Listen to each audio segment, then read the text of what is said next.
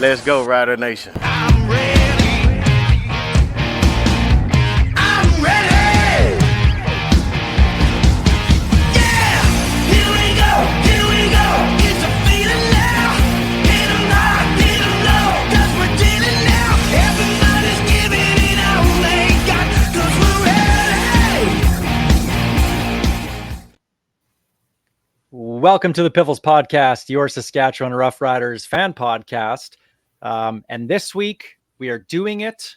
We're planning the parade because the Riders had yet another perfect postseason. And as we know, as history repeats itself, we'll take away like 2023 when the Riders had a perfect 2-0 preseason. But go back to the last time that happened, which was 2007. That means we're winning the Grey Cup this year. And that's what I have my faith in this team based on right now is a perfect preseason record and 2007. You cannot argue with back. Spoiler alert, it's happening. Your Rider fan podcast here, of course, brought to you by our great friends on Dairy Queen on Elphinstone Street and Sass Drive in Regina. Thanks for listening on your favorite podcast platform, watching on YouTube or on SaskTel Max TV on demand. We, of course, appreciate it and thank you for that. Of course, you got me. I'm Alex. I'm Steve. And I'm just happy to be here with Alex and Jeff Fairholm that we ordered on Wish. Like, I understand that we call him the replacement Steve, but did you have to try to make yourself look like him? You know what? If I could look like Jeff Fairholm at Jeff Fairholm's age, I'm going to take that as a compliment. Are you calling him old? Wow, I yes. think, oh, here we go. We're no. going to get some spicy tweets now. We're going to call him a veteran. He's not old. He's a veteran. You're going to text me right away saying, what the hell is this guy talking about? Replacement Steve is now full-time replacement Steve. You can give us a follow on X at Piffles Pod. I'm at Real Alex D. You can find me at Jeff Fairholm. No, at Safamud. Slotback 18. Yeah, fake Slotback 18. And as always, I do not need nor want your pity follows at Greg on Sports. Check us out on Facebook as well and the website pifflespodcast.com. Oh, we got some stuff to talk about. Another preseason game, 2 in 5 days, and the Riders won them both. Let's jump right into it, gentlemen. Let's get to the opening kickoff.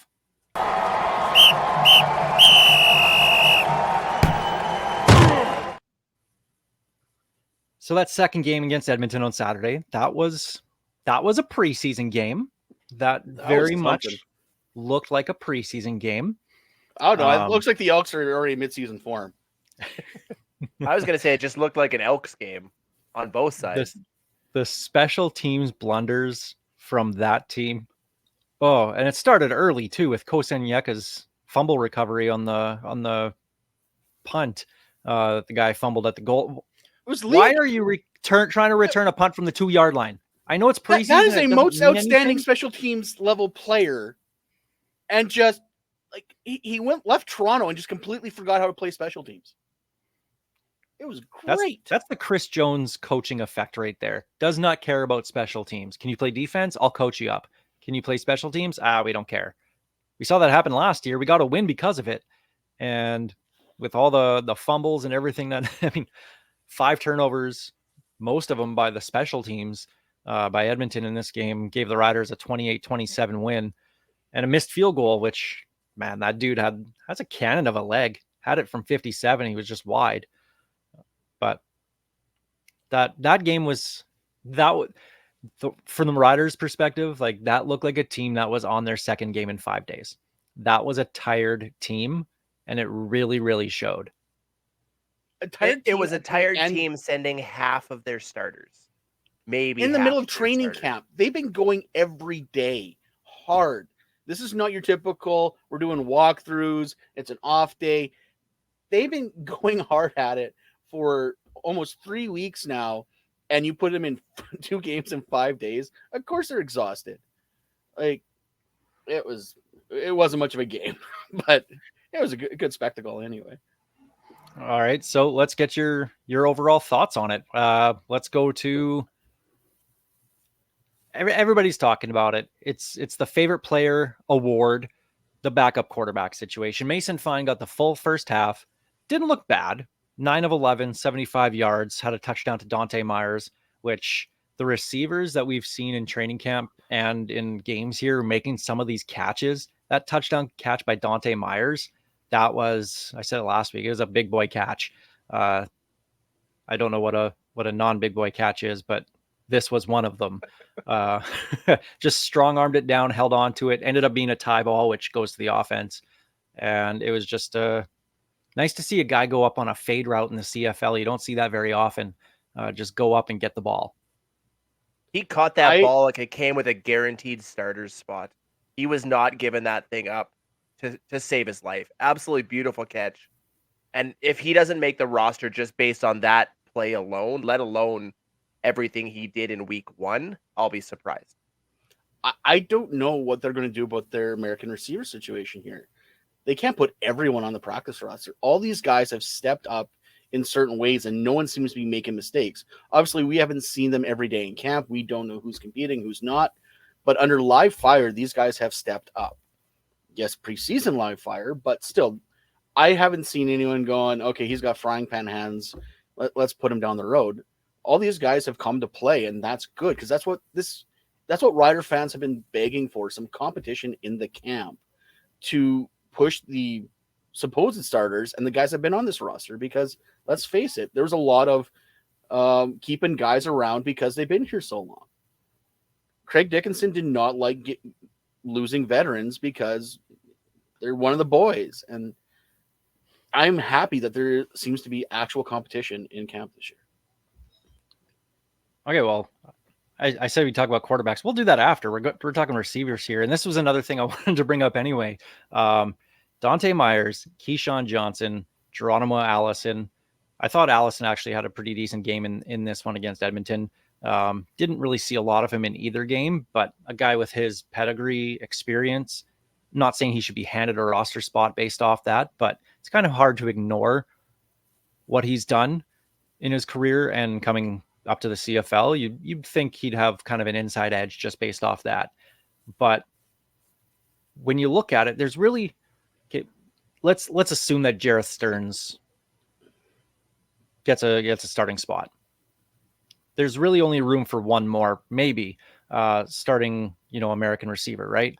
So Keyshawn Johnson, Dante Myers, you can honestly probably flip a coin. Keyshawn Johnson has apparently been the better one at training camp, but Dante Myers, to me, has really shown it in games. Are one of them willing to take a practice roster spot? Is Geronimo Allison willing to do that? I don't think Allison would be willing to. So does he make the roster and one of these guys gets a PR spot? Do all three of them make the team? Do two of them not make the team? Like, there's going to be some really good receivers cut here coming up on, Saturday, with the announcements probably made on Sunday. I think if they want to keep Geronimo Allison around, they have to offer him an actual roster spot. I don't think after his time in the NFL, I don't see him accepting a PR spot at, what is it, $400 a week for an outside shot, especially given the fact that Myers and Johnson have both realistically outperformed him in game. So he's looking at 3rd, 4th, 5th potentially on that depth spot, or on that depth chart for the backup receiver. If they want him, he's got to be on the roster, and I don't see it happening. And that sucks because I've said it before. I really wanted to see Allison just to get him to sign my cheesehead, start a tradition of former Packers playing for the Riders. But we'll start that again another day, I think. You better get down to the stadium ASAP during training camp this week, because I think you're right. I'm going on Friday. I can take it for you, Steve. He's got to make the team. If he makes the team, I'll be first in line to get that autograph. It's not just, a jersey. Don't do it the jersey. No, it's going to be, it's the receiver spot is definitely difficult. Like all the guys have showed out. Allison definitely seems to be the odd man out, so to speak. But you guys are right, with his pedigree, he's probably like, cut me, I will land somewhere else. But as we're going to talk later, there's still some guys out there that haven't been signed. So I don't know what's happening. Like, it's a lot of good talent, and you love to see it. Everyone said with the UFL that the CFL talent pool was going to go down. It just seems to be getting better. Okay, well, now let's jump to those quarterbacks. Mason Fine, like I said, 9 of 11, 75 yards and a touchdown pass in the first half, benefiting on a very short field on his touchdown drive, but was able to drive the ball a few times. Did he do enough in this one half of preseason football against, for the most part, all of Edmonton's starters to make up for not playing in the first game and show that he should be the backup quarterback? No. I like Mason Fine. He's fine. But we saw him last year. He lost the job to Dalagala. Whether you want to stats wise and performance wise, they seem to think Fine was a better player than Dalagala, and proven by Dalagala's preseason, they might be right. What was he, 1 of 8? Just One awful. of 8. Yeah. Yeah. Like, so it's one of those, hey, the Riders probably made the right call on that one, but Shea Patterson has looked really good this preseason. I think it's going to be really hard to tell Fine take a PR spot, because I don't think we're going to have a situation where last year where they signed all 4 court. I remember this discussion last year. It was like, who are they going to cut? Who are they going to cut? All of them looked really good, and they can't keep all 4. They kept all 4. I don't see that happening this year. No, I think if you look at the roster this time, you've got your project quarterback in Cohen. You've got your short yardage guy maybe in Pipkin, although there's talk that he's on that veteran bubble, that he might not be lasting. But beyond him, Patterson has at least looked exciting when he's on the field. He looks like he has potential. Whereas Mason Fine, every time he steps on the field, he looks the same. He's not going to win you a football game. He may not lose you games, which is okay in a backup spot, but he's not going to win you anything. He's just the okayest of quarterbacks, and his stat line shows it. 9 of 11, great, but for 75 yards. That's not how you're going to win football games, and that doesn't scream project or, future starter to me. That screams guy on a short leash that didn't do enough to keep his spot. I don't see how they keep him over Patterson, but the fact that they're having this much trouble picking one, at least by Mace's words, makes you wonder how much better is Mason Fine looking in camp than Patterson. Well, but you called him the okayest of quarterback. He is exactly as advertised. He's fine. Like, it's written right on his jersey. He lives up to his name. Yeah, like, It's like, I wish it was Champion. Can he change his name to Champion? Like, maybe we can get a Grey Cup out of this. Tony was a hell of a receiver. Like, he is, like, you're right. He's fine as a quarterback. He's going to be okay, but we still have a situation where we have a 37, 38-year-old quarterback. 38, yeah. Coming off a major injury. We need to have a guy that is going to be the future. And if it's not Fine, you got to let him go and start looking for, if it's going to be Patterson, if it's going to be Cone. It's definitely not going to be Pipkin. Like, maybe Pipkin is gone. Maybe you do keep a Fine and a Cone and a Patterson. Do you really need a Pipkin? I don't know.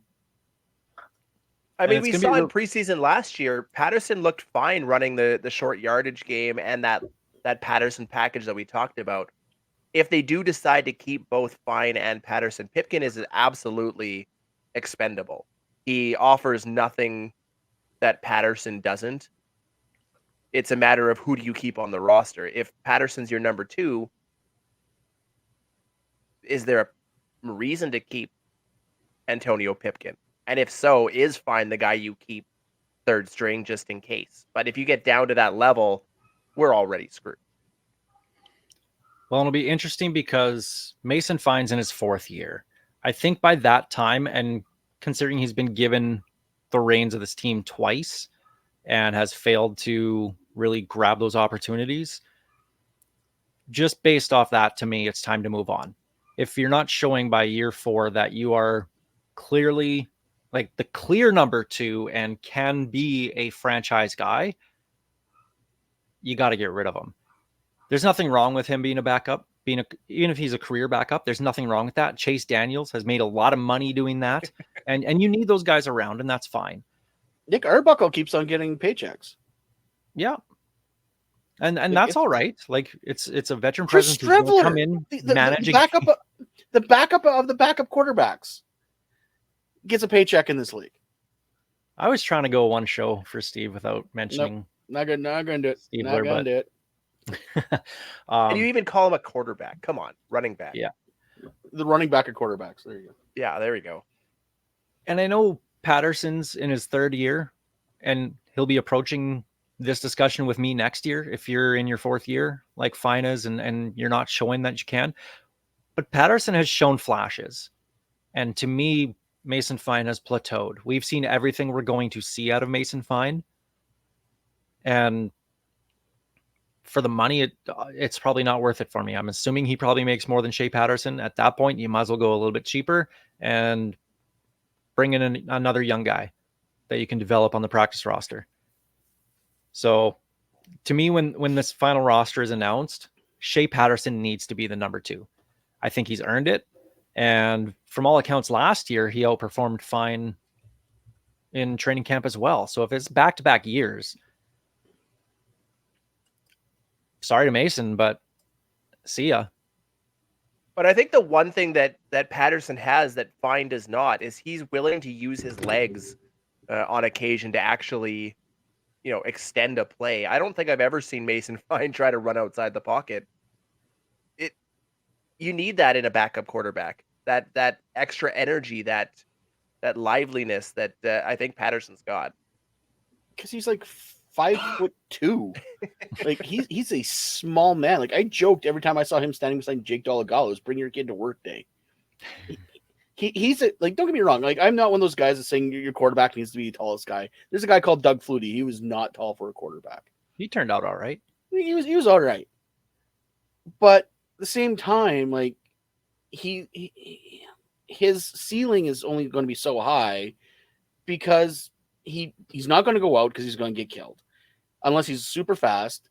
And the taller the guys get, the harder it is for him to throw over top. So I think, yeah, you're right. He's plateaued and we need to maybe move on from him because you're right. 4th year, show me something. And he's shown he can be, you can put him into a game and he's going to manage. He's going to be Trent Dilfer.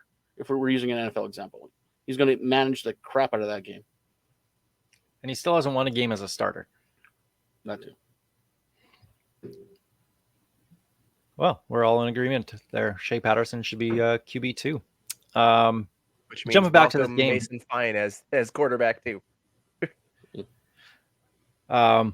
Who stood out to you? Was there anybody that really jumped off the stat sheet or from watching the game on CFL Plus? This game was so bad. Yeah, it was a bad game. I want to give a shout out to Clint. Is it Ratkovich? Ratkovich. Obviously, he's going up against the back end of Edmonton's defense, but every time he's stepped on the field, he's looked like the power back that we hope AJ Ouellette is going to be in Ryder Green. Just plowing through guys, making people miss. He's a guy I hope they keep, whether it's a PR spot or something, because I think he has a ton of potential. And it's been so long since we've seen a fullback get legitimate carries like Chris Zarka did in his days. I would love to see that again. Have 2 legitimate power backs that you can hand off to at any point. How do you defend that? My only issue with that is it's rare you see an American fullback in the CFL. And 2, he's not that big. He looks like he should be backing up AJ Ouellette as a running back, not as a fullback. Like I honestly think Hickson's bigger than he is. Like he does not look that big. Or out of that area, he is deceptively small. But he's not what I picture as a bruising fullback in this league. But yeah, he runs hard. I want him on this roster. I just think he's in the wrong spot. It really comes down to him or Hickson, honestly, because they're using, he's a fullback by position chart, but really he's a running back, and that's what they've been using him as. So it really comes down to him or Frankie Hickson. And if you can convince Ratkovich to keep a PR spot, then I think it's worth having him there and keep Hickson on the active roster. I don't know if he beats out Frankie Hickson for that backup spot to Ouellette, though. I No, don't and think so, too. having Hickson there gives you that. We always talk about that thunder and lightning. He's that speed back to Ouellette's power running, and you have that dual style running threat. Obviously, that gives Hickson the leg up. But if it looks on purely on how they performed in preseason games, I could see it happening. And again, he's probably coming in cheaper than Frankie Hickson's coming in. Not by a lot, but money saved is money saved. Flipping over to defense, was there anyone that really stood out to you?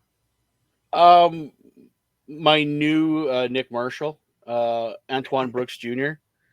Because he made, like good heads up play, head on a swivel, but his tackling and the replacement Steve, Jeff Fairholm, was commenting on it, and I'm like, we're already on it. Don't worry, man. We're going to talk about it because it's true. Like, he doesn't wrap up the tackle. Like, he doesn't go for that. He doesn't go to wrap up. He goes for the hit, and he missed a lot. Because I want to say, was it the play or two before that interception? I was texting you guys, this guy can tackle. He's God. And then he gets the pick six. I love this guy. He really is the Nick Marshall of the 2024 Riders. He's that guy that's going to make you go, yay, all season long. The thing with him is, at least you can teach a guy how to tackle. You can teach him how to hit and tackle properly. And Corey Mace isn't going to let that kind of thing go. If he thinks he has potential to make this roster, he's going to sit there with that tackling donut until the guy can't walk. He's going to teach him how to hit, how to wrap up properly. But he's got the talent. He's got the potential to be a solid defensive back in this league. My only problem is there's a lot of really talented linebackers on this roster right now. I don't know how many they're going to be able to keep. Like, obviously, Jameer Thurman starting, but that Zacoby McLean has looked good in flashes. Malik Straker's looked not bad. TJ Brunson, we know what he can bring. Like, obviously, these guys don't all play. Diego Fagot, like, all these guys have shown flashes in the spots they're supposed to be in. Like, there's a lot of really talented guys on here. AJ Allen, CJ Avery.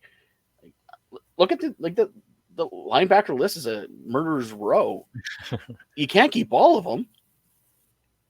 When you can basically look at that defensive backfield and linebacking core and say everything we said about the receiving group, there are going to be talented guys that hit the waiver wire. I mean, Holton Hill being released, he's one guy that we talked about as a guy with solid potential, and all of a sudden he's the first one cut, right? And if really he's cut, how must the other guys be performing already to make him expendable with a week and a half to go, or a week to go, I suppose? My guy I'm going to pick out here on D is also my star of the game. And I think it was one little thing, which ended up being a big thing, but Kosi Onyeka had a phenomenal game against Edmonton, had a couple of the fumble recoveries on special teams, had the touchdown to open the scoring for the Riders there in the first quarter. But to me, it was the play on defense that he made. It was the Edmonton receiver beat him deep for a touchdown, but he stayed with the play. And when the receiver is trying to make the catch in the back of the end zone, Onyeka tackled him down to the ground, and just as he hit the ground, stripped the ball out. Yep. Incomplete. So he didn't complete the full, Calvin Johnson, did he catch it? Did he not? Des Bryant, did he make the catch? Yeah. That kind of thing, right? But he stayed with it, and Edmonton had to settle for a field goal. And with it being a 28-27 game, that's the game right there. So it's little things like that I'm sure Corey Mace is preaching. And I know he's said it, that they're going to, be ball hawks Every play is an opportunity for us to get the ball. And if you have guys that are willing to do that in the preseason after they get, beat for a touchdown and still follow with it when the guy clearly had a touchdown, then that's a big thing to me. So the effort was there. I thought he had just a very solid game. And I know he's probably only going to be a special teams guy for the Riders this year, but I wouldn't be upset if he got some of those safety reps as well. I think he's earned some of those behind Dalkey and possibly even Lacombo. Both Onyeka's have looked very good in the offseason. Like let's collect all the Onyeka's because they've been There's playing. still one more out there, isn't there? There is. Like let's bring them all in because they've all been like both Godfrey and Cozy have been playing very, very well. Like let's collect the set. I don't care because if they all have that hustle, let's go. We collected all the Herdman Reeds at one point. Let's collect all the Onyekas and Lacombos, and we're set for basically Canadian talent until the end of time. Well, speaking of Canadian talent, that brings up the next thing I want to talk about. This week in practice. So they have, 5 days of practice. They've done their first couple by the time we've already done this show. But in those couple days, they've had 9 Canadians in the starting lineup on offense and defense. So Nelson Lacombo at corner, Jaden Dalkey at safety, Adam O'Clair at linebacker, Logan Furland, Philip Blake as your guards, Peter Godber at center, Sam Emilis, Kean Schaefer-Baker, and Mitch Picton as receivers. They have the potential to actually start 9 Canadians here, which blows my mind. It wouldn't be surprising if they go with 8, but there's so much flexibility there that they can do a lot of different things, and they can bring in a guy like Ratkovich based off of having all those Canadians there. And that's not even factoring in the fake Canadians like Micah Johnson likely will be with that naturalized Canadian rule. Like what a turnaround from a year ago to go from who are we going to start as our token Canadians to potentially starting 8.5 Canadians. Like that's such a big shift. I like that. 8.5. It's really weird calling, Micah Johnson half of anything. I apologize, but if anything, he counts for at least 2.5. Yeah, right. That's a big dude. But what a really great problem to have, and to be able to rotate those guys in and out allows them to maybe go to American receiver or an extra American receiver or Ratkovich or bring in an American DB if you need one at one point. There's so much flexibility there that it can only mean good things for this season as a whole. I think on starting day, game 1, we're down to 8 Canadians. I think either Lacombo or Picton is your easy answer. Even if we go with 7 Canadians, obviously Lacombo or Picton are probably both out. But still, you're right. Great problem to have. Like, this is wild that we have that many Canadians that are ready to go, and then they've got solid backups behind most of these guys. Like Joe is going to be a star in this league. Did you see him play the piano the other day? Did you see that video? Dude, like tickled the ivories, like great hands, amazing fingers. Like that dude can play the piano. Like I hope the CFL and the Riders pick up on stuff like that because that's a great way to market a guy, showing a guy his outside skills. But seriously, great receiver too. So like I am so speaking of 2007. I am so pumped at what the Riders got because this is probably the best Canadian roster they've had since the Tillman era. Yeah, I would agree with that. And that I wrote on our sheet here, I have to give props to 2 people on the Rider staff, and one of them is Jeremy O'Day.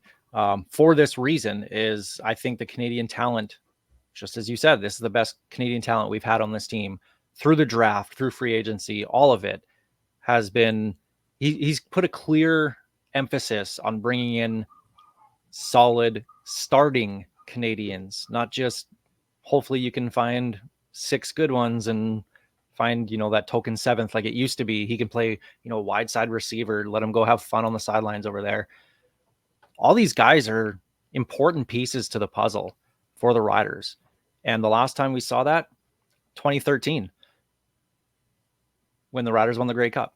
Like that, it's if you have great Canadians and you can have a good quarterback, two quarterbacks in the CFL, really, you're going to do some really good things in the CFL. So I need to give props to Jeremy O'Day because I think, it's fairly criticized over the last couple of years just based off record of the team.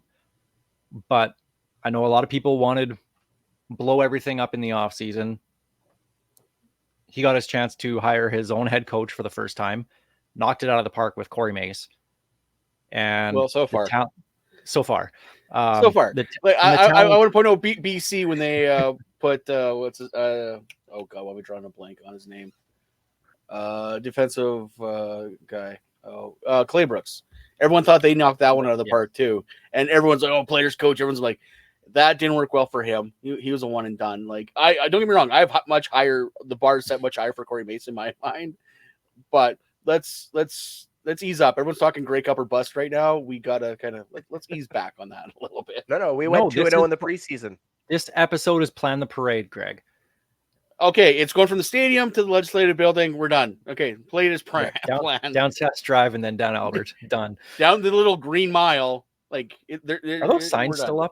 Does it still say Green Mile? They are. Oh yeah. They sure are. Perfect. Oh yeah, I don't go that way anymore. So, but I want to give props to Jo because on paper this team looks like it's going to be a very solid team. Obviously, that needs to translate on field into wins, but it really does look like a good team.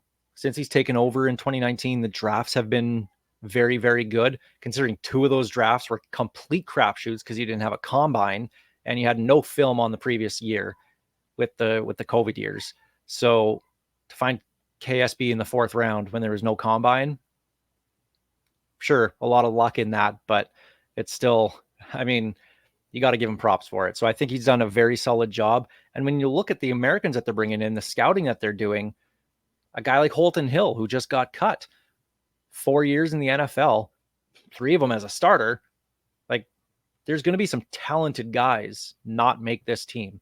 And that's a testament to Jeremy O'Day.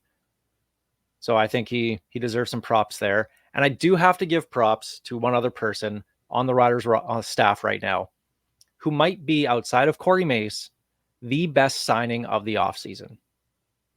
When was the last time you saw pretty much nobody get injured through training camp and in preseason games? Never. I remember them getting injured before training camp. Yeah. Dan Farthing, the new strength and conditioning coach. That hire is going to pay dividends. I think we're already starting to see it.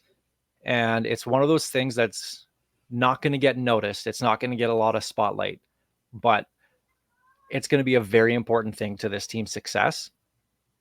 So to go through 2 games and basically have no injuries in those, the second game, just 4 days or 5 days later, and to have these guys back on the practice field on Monday, that's a testament to what he's got them doing behind the scenes.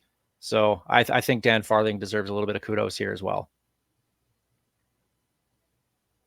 I can't argue with you on any of those. Like, Jo, you're right, takes a lot of crap from Rider fans because we may be unreasonable. A little bit, maybe. Not us though. Not the 3 of us. No. We're everybody else rational. We're rational. But we don't get overly excited about preseason games and fight with them. We don't do that. You take them for what they're worth. Yeah. And history shows that we're going to win the Grey Cup. That's all. Yeah. It's just, and Dan Farthing was a great hire. Like, joke about him being a former player and all that, and, just the old boys club, whatever it is. But the dude has done the work to keep level 10 going. I can speak for how much the Regina Thunder uses level 10 and how well it's done for their program. So I can only imagine what he's doing for a pro program. So And I think we're starting to see with Jeremy O'Day, the talent has always been there. He's been bringing talent in since he started.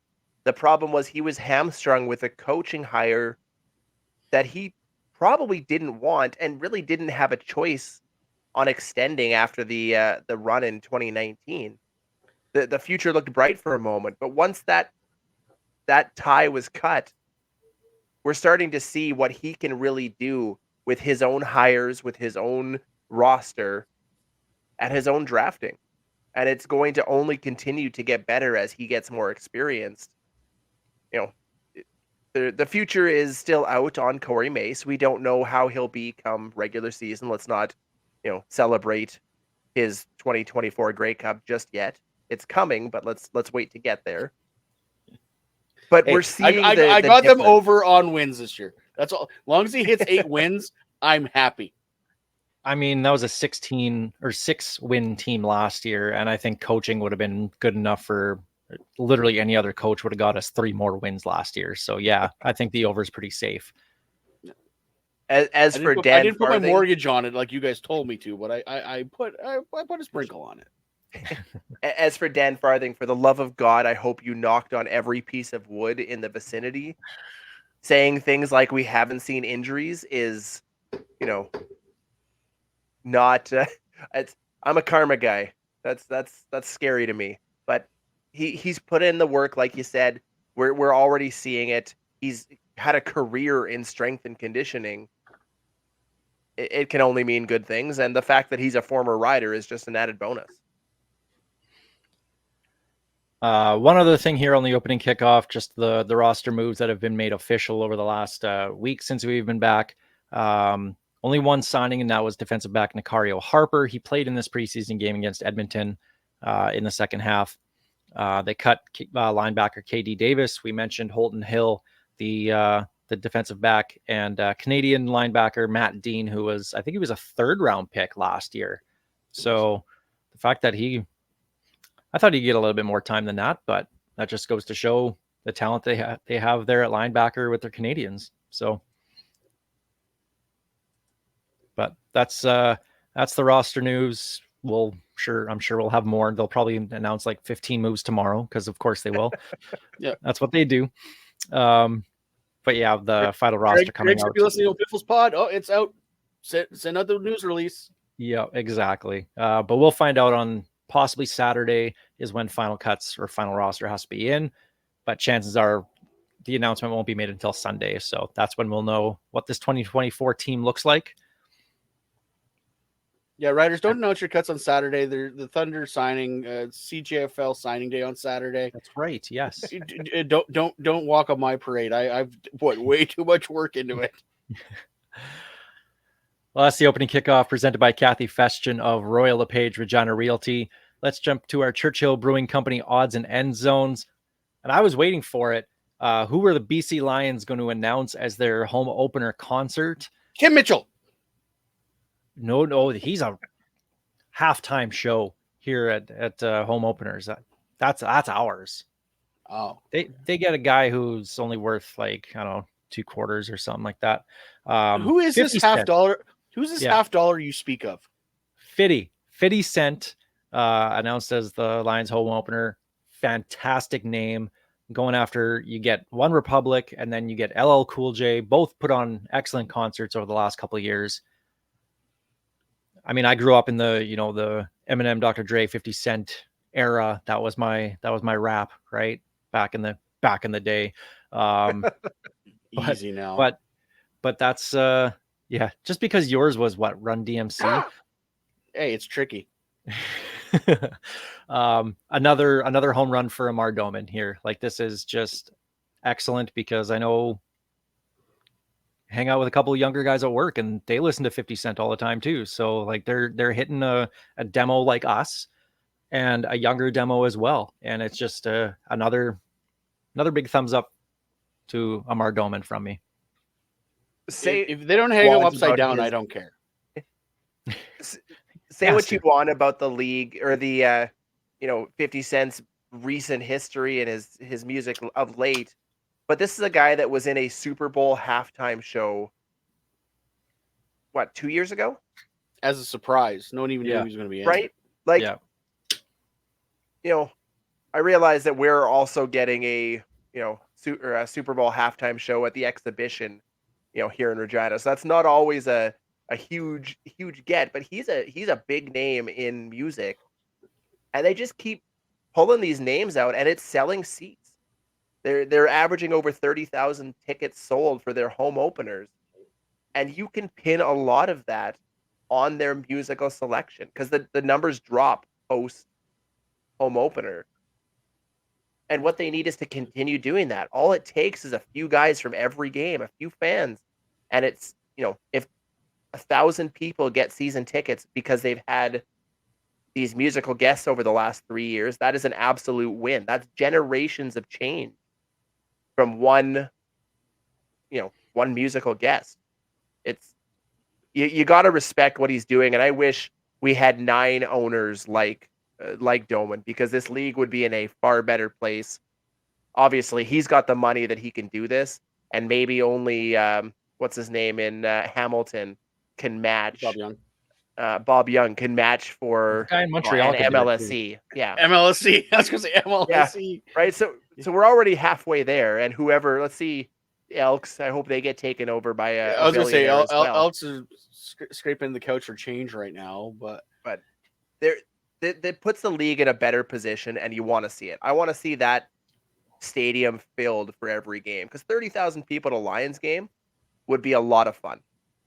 But Doman's doing it right. He understands you bring the people in, and they will like the game. Like you're not going to get your game in front of somebody going, "Hey, we got a game on." I don't watch football, but hey, 50 cents, okay, that'd be cool. It comes with the price of a ticket, and there's a football game involved. Sure, I'll check it out.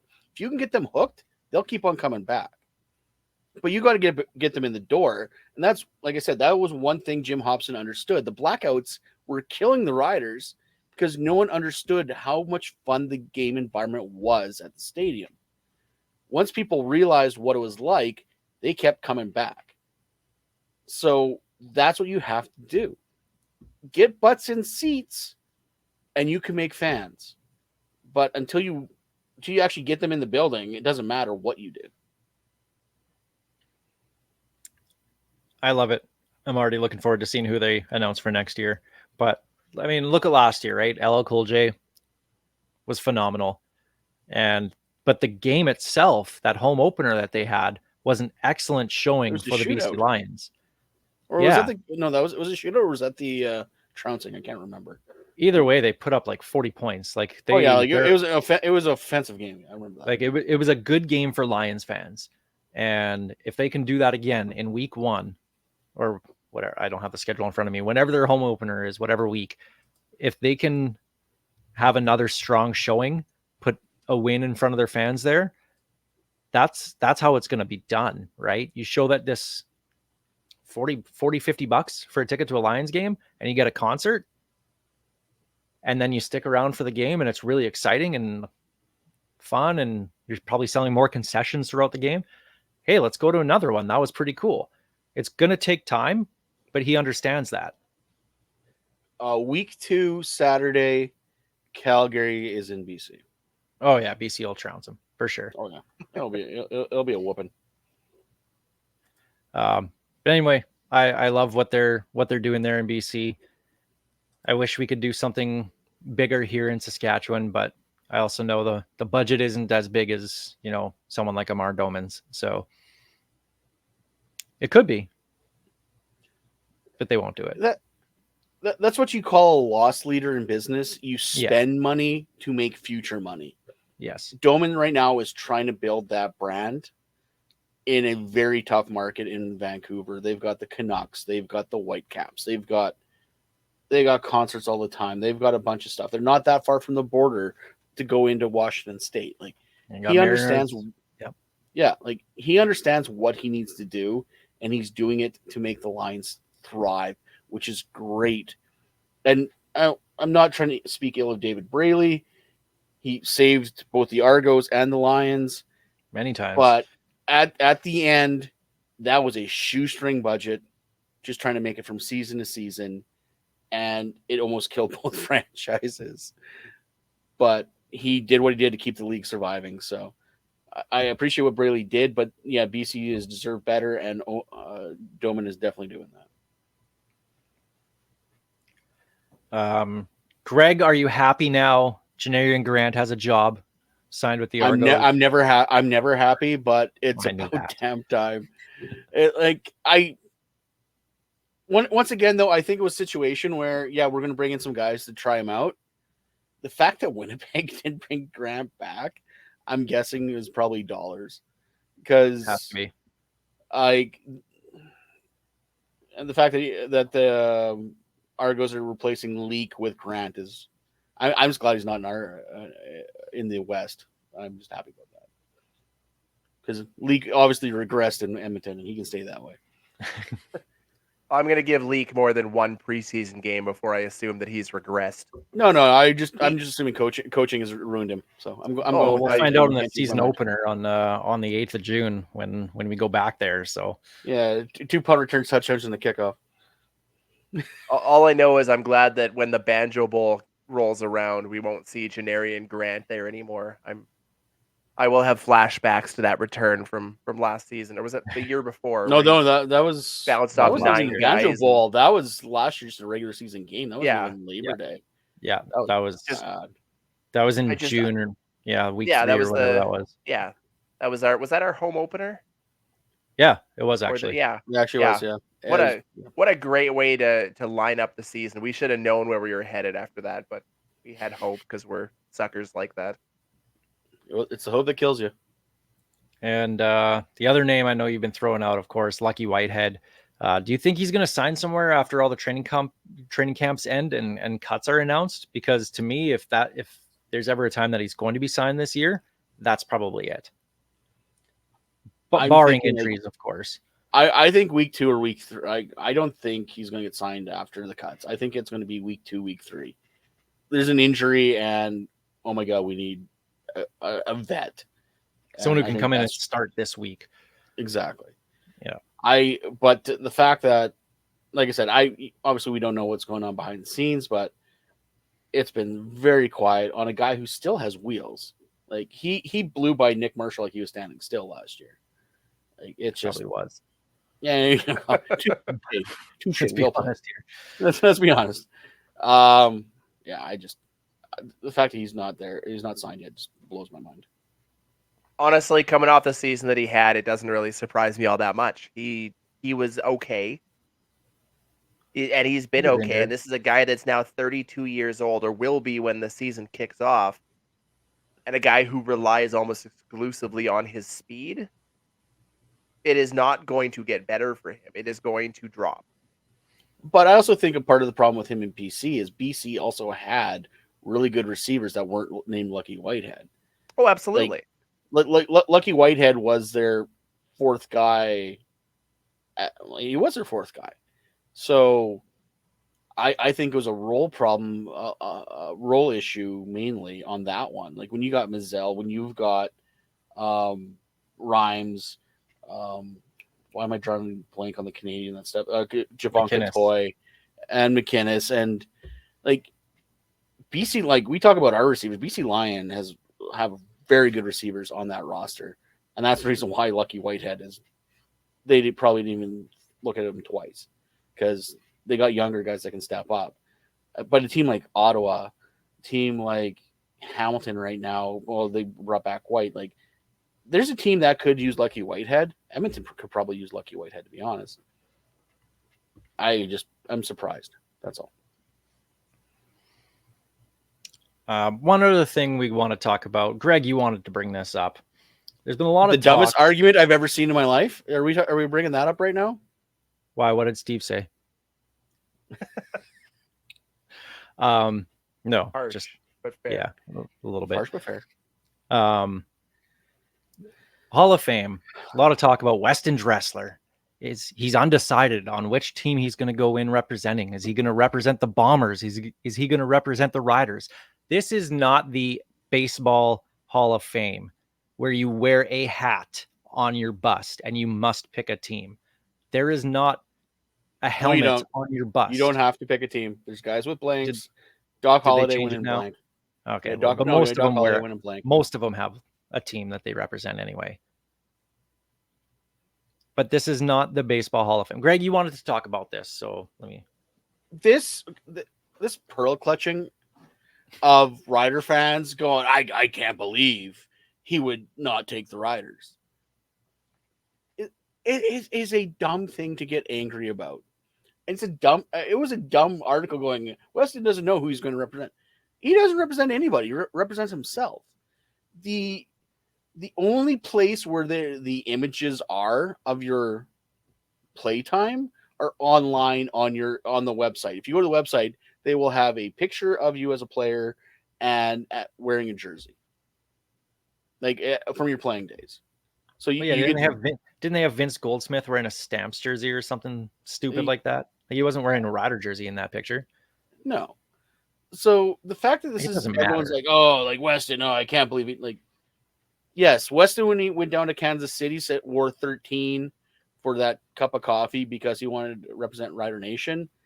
Then Chris Jones cut his ass, and he's been mad. But things haven't been that bad. Like there's been give and take with the team, but he's not representing a team. Like the Hall of Fame is his entire career. It's not his time with the Riders. It's not his time with the Bombers. It's not that flirtation with the Red Blacks that he had when he was coming back. Like, Weston Dressler is a Hall of Famer. Let's honor him for being a Hall of Famer. Let's not give a damn about what images are on the website because no one cares because his bust is his face, not wearing a helmet with a logo on it. This was, and I love the guys over at 3 Down Nation. I think what they do is fantastic 95% of the time. This was one of the 5% of the time. This is cherry picking a quote and knowing that Rider Nation will get revved up on it. 100%. And it worked, and they got tons of clicks on it. So they got to make their ad revenue. I get it. I understand how it works. You got to do something. John Hodge has to pay for those hats somehow. Those fedoras can't be cheap. That's exactly what it was. That later. That was 3 Down being a clickbait article. That's exactly what it was. 100%. Because they know better than anybody. And they bit. That's the worst part. Rider fans are the easiest fish on the planet. We would die if we actually were fish because we bite every time because we're easy to bait. Like, oh my Lord. Like, it was so ridiculous watching that entire argument. I'm just like shaking my head. Like, we got to talk about this because it's not a thing. We're arguing about a thing that's not a thing. Honestly, his response was literally a guy just trying not to piss anybody off. 100%. Because I guarantee you, if he had to pick a team, I don't think he knows that you don't go in as with a team.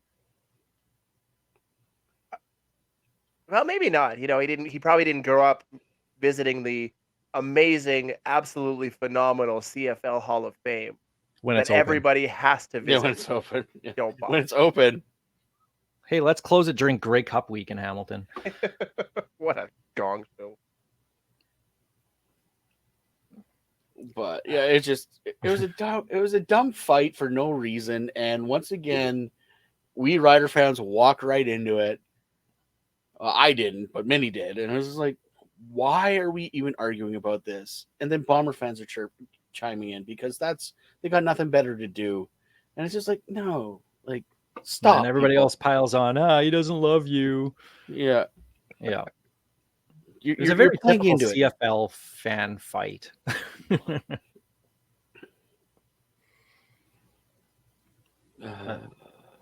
Whatever. It's over. It's done with. He'll get into the Hall of Fame in September. And well deserved. October, whatever. Yeah, whatever. Whenever they do it. Regardless, other than Dunners, he's probably my favorite player of all time as a Rider. Love that man. He's right up there for me too. Yep. I broke my jersey rule for him. Unlike Steve, I don't buy jerseys. I buy jerseys, but not with a player on them. I broke that rule for Weston Dressler. I've said it before. He was the start of my training camp jersey buys.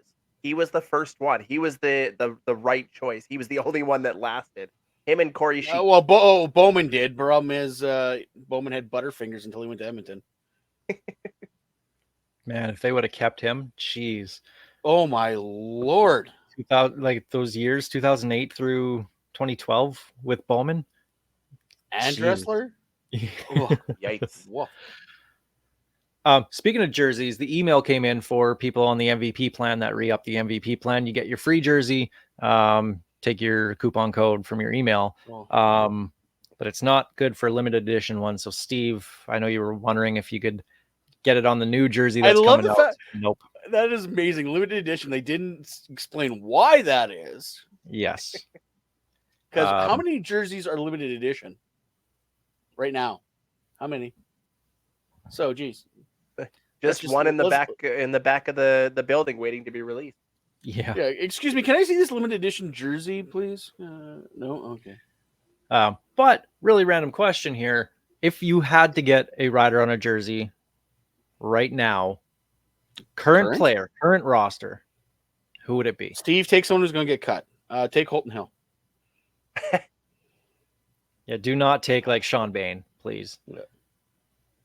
No, if I had to pick a jersey nowadays, I'm picking former All-Stars. I'm not picking current players anymore. I can't do it. No, I can't hurt somebody like okay, that. for this rule, for this game, in this hypothetical game. And so help me God, if that player gets injured, I am coming at you with the fire of Hades. I am doing this out of being forced to pick a name. So if it happens, it's your fault, not mine.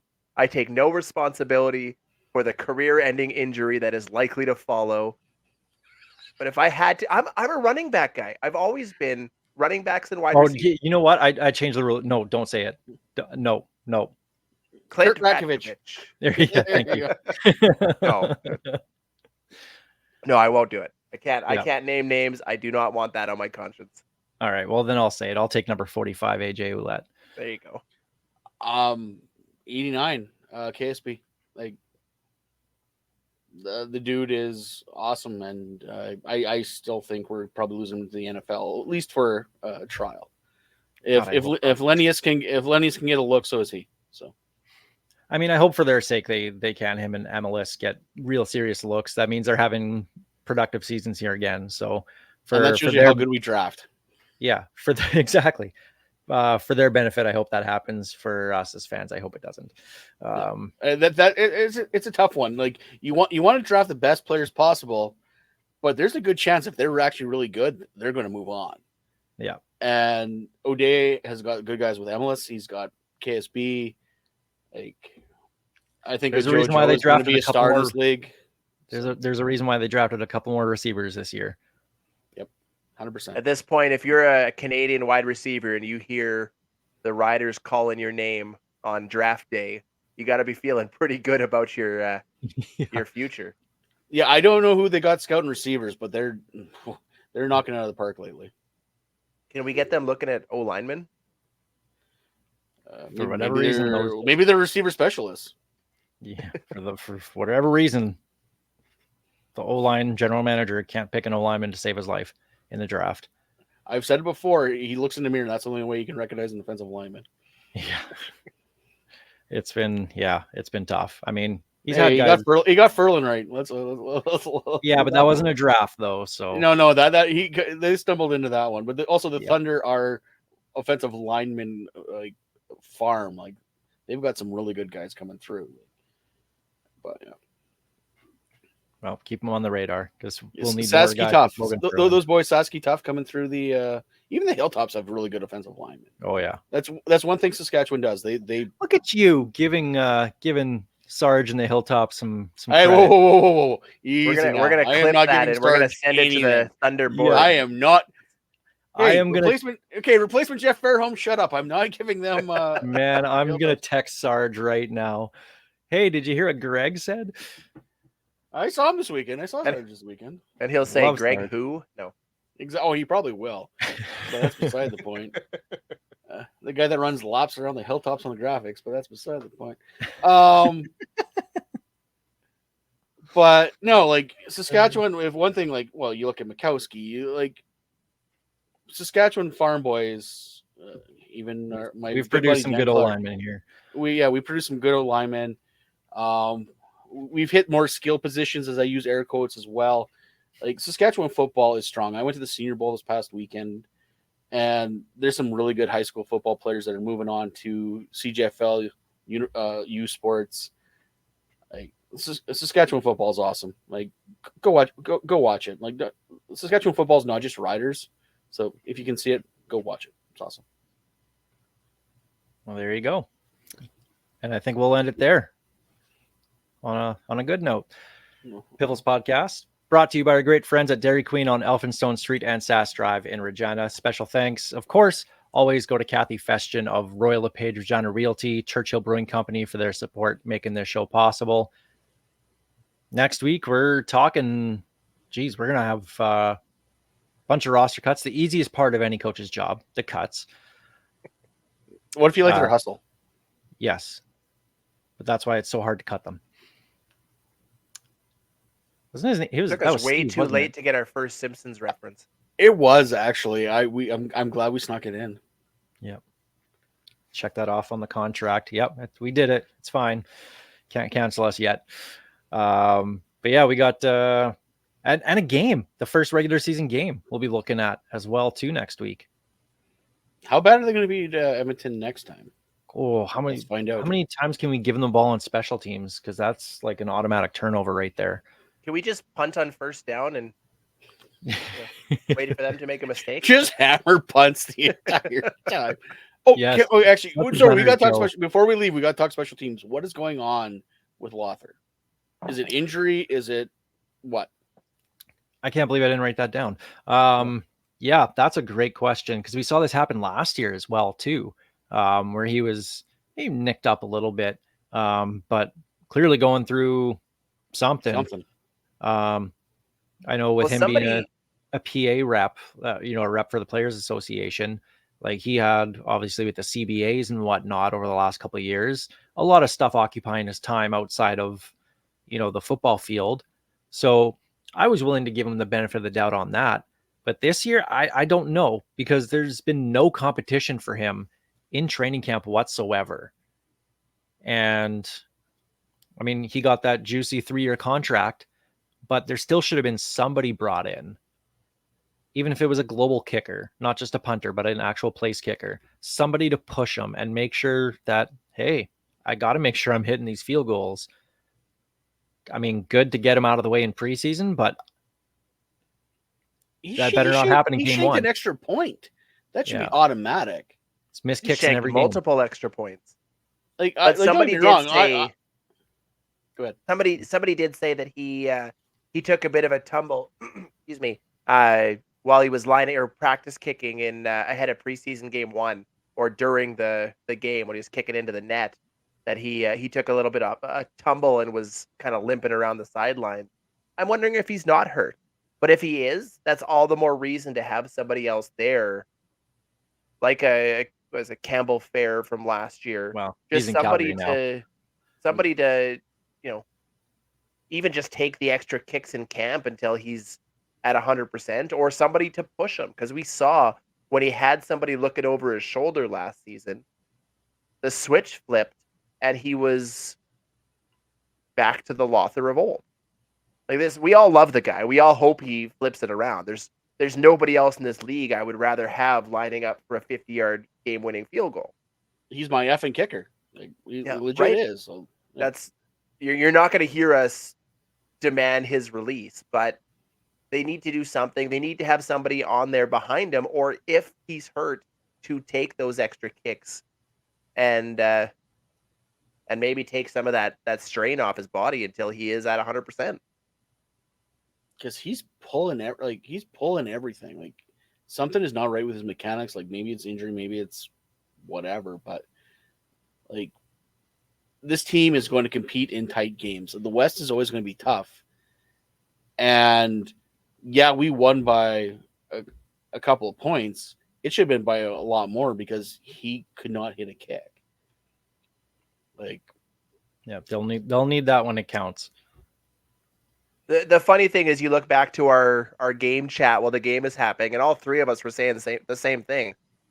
When the game's on the line, you know he's going to make that last second field goal to win it, and sure as heck, he lines up. Obviously, it was a gimme field goal, but you still know he's going to make those pressure kicks. He's just got to figure out the two The or early three ones. kicks in between. Yeah, because He's still the best onside kicker in the league. If anything, he's the best onside kicker in the league. Yep. Hey, Well, maybe there'll be that's somebody my brought only in. that's my only concern right now is his health, and because we're going to need him. Yeah, maybe they bring in somebody here now that they have a couple extra roster spots, and they still have 3 days of training camp. So even again, if it's just to take those extra kicks away from them and let them rest up a little bit, that's fine. But a message at some level has to be sent. I know a guy Oh. they can draft in 2025. Just throwing it out there.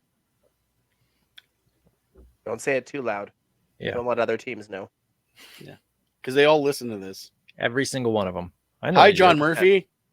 I know you're not on Facebook right now, but you can definitely listen to us. Got He some doesn't choice want to know words. what I'd say to him. Yeah, we got some choice words for John Murphy. And so do I. But All right, well, let's okay, wrap now it up. we're off the Travis. rails. Yeah, now we're Yeah, off the rails. I don't want to talk We- about John Murphy. We have jumped the shark. So thanks for listening. Thanks for watching on YouTube, on SaskTel Max TV on demand. Next week it counts for real, and I'm pumped. It's gonna be a good season for the Riders. We'll what do we have to? We have to do like standings predictions. Oh my lord! Riders And we all- 18-0 and Grey Cup champs. Easy, No, Ryan. I'm not Ryan. Yeah, I was gonna say easy, Ryan. 17-1. That's literally never worked for him. Never will. And we have game picks next week as well too. So regular season's back to, we're back to the regular season next week. So should be fun. But as always, we'll leave you with Tyler Gilbert and Ghost Behind Your Mind.